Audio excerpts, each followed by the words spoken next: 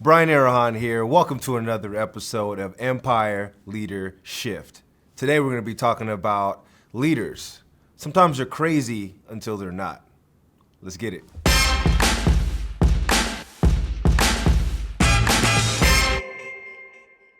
So a leader is crazy until they aren't. So what does that mean? Well, here's an example of that. When we're looking at leadership and forecasting a vision that might be so far beyond the thought process of most people, what they can consider in the moment, right? So when you're considering maybe reinventing the auto industry, like Elon Musk bringing Tesla into the picture and bringing all electric vehicles as a main standard way of transportation, or redoing or privatizing the space industry and being able to forecast a vision towards getting to Mars. We may have laughed 10 years ago, and yet I'm pretty sure we're not laughing now.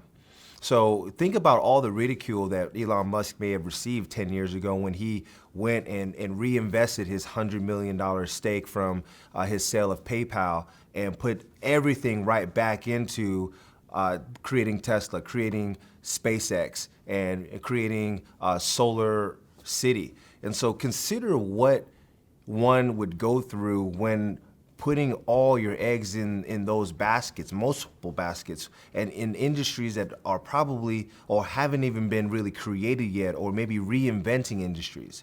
So consider that, what it would take to handle that type of ridicule. Like, how do you keep going when your belief in your product, in your company, your organization is further beyond than what your team, what your personnel can even fathom. So when you're considering pushing through and bringing it the energy that still most people might say, you know what, you're crazy. I don't think you can do it. Go ahead and do something else. You know, how do you continue to push through when you're actually up against those odds? There's a couple options on how you push through. Obviously, continue to look at why you're doing it.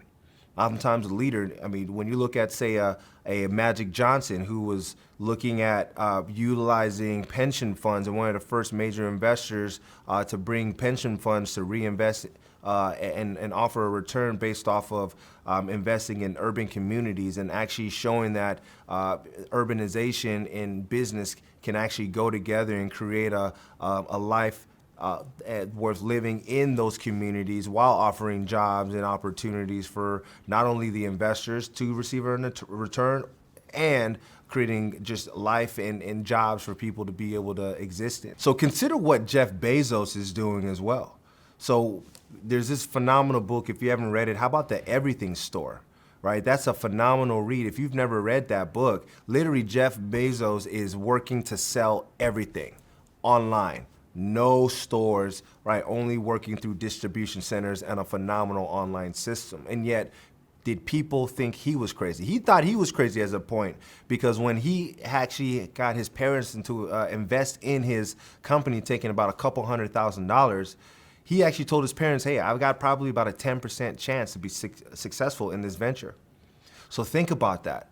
What is your rate of opportunity based off of your vision? What are you willing to do to continue to further and push to be able to create opportunity for the people that may not even consider you to be successful, or to think that you can actually get it done? Think about how hard Jeff Bezos had to push back against stakeholders once Amazon went public, and how much he had to endure and to say, you know what, hey, we're not showing any profit. We're going to continue to put everything right back into the company. Now you've got Amazon, you're at one of the most valuable companies in the world as a result of his belief in a company that two decades ago people didn't think there was an option.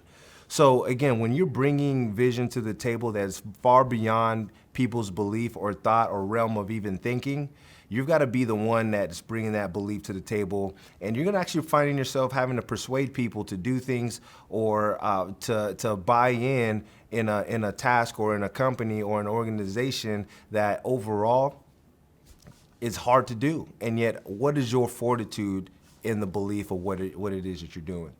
So again, caution. I'm gonna caution you here. If you've got a belief greater than what others have around you, people will think that you're crazy. Endure anyway, and continue to press on, because that's what being a leader is about. Let's get it. Check it